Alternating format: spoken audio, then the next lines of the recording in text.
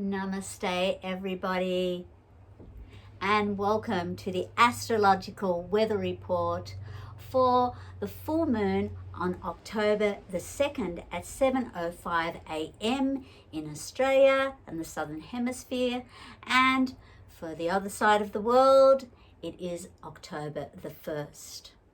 So, have you been experiencing lately and for the last few weeks insomnia, restless sleep?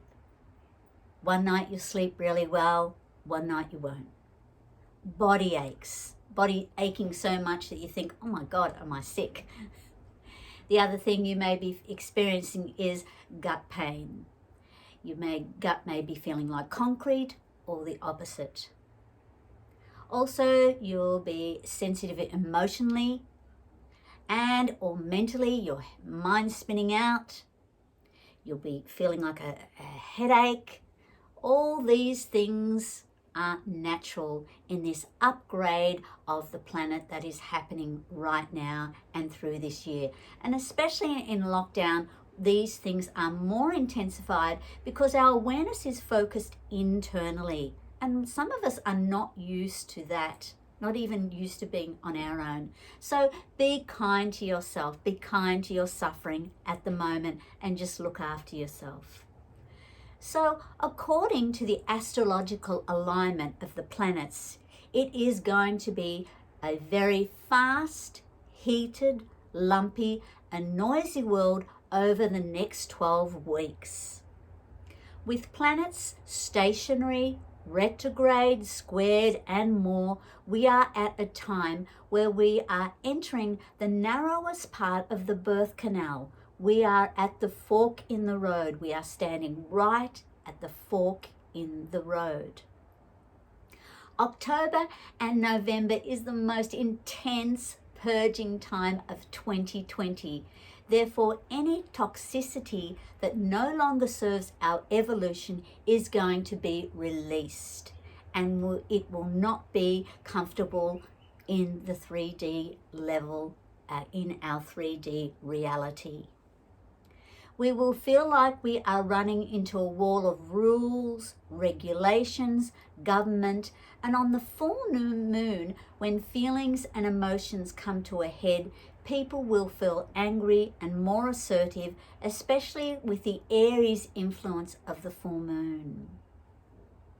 Aries is a feisty planet that encourages people to kick off, take to the streets, protest, and with the added Chiron influence, our original wound that we are born with, that is meant to be used to turn into a strength, will come to the forefront, and we may ask ourselves, why do I exist in this world?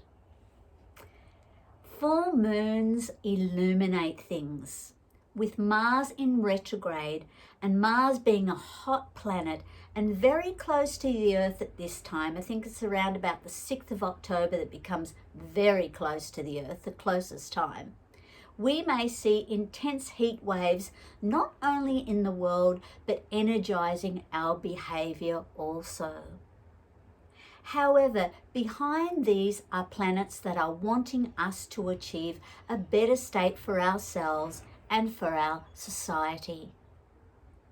With a trio of unruly planets operating very powerfully, we are going to see a lot of heat on the world stage. Uranus, the rebellion planet, Black Moon Lilith, this rare, untamed, wild, primitive, instinctive, feminine energy who will not abide by the rules. Sun in Libra, with its justice, fairness, and equality, these oppositions may bring surprising and shocking news, disclosures about truth, certain significant news that's going to change our way of looking at things, not only in the world, but in our daily lives via our boss or our landlord. In fact, anywhere where we are running into power issues in our life. And you may ask yourself right at this time, what's true and what's not true? it will be very easy for us to make that our focus. Therefore, if our focus is on the drama, duality, right versus wrong, black versus white, dark versus light, we are going to be recreating our past and present into the future. But we don't want that. This is a new beginning. This is a new time. Where do you want to be? The spiritual impetus, this huge spiritual impetus that is behind all these disruptive planets that are bringing up and purging things, with its unconditional love, healing and higher perspective, that is not to create mayhem, but to help us see things from a higher point of view amongst these disruptive influences. This is the frequency where we need to be. Remember Haumea, that wonderful dwarf planet linked to the Hawaiian goddess of fertility, the promise of the future. Close to nature, she can regenerate herself, birth from all parts of her body, manifest food from the seas, from barren lands, and linked to a quantum leap of evolution. She is our saving grace. She's that saving grace coming over all the top of this.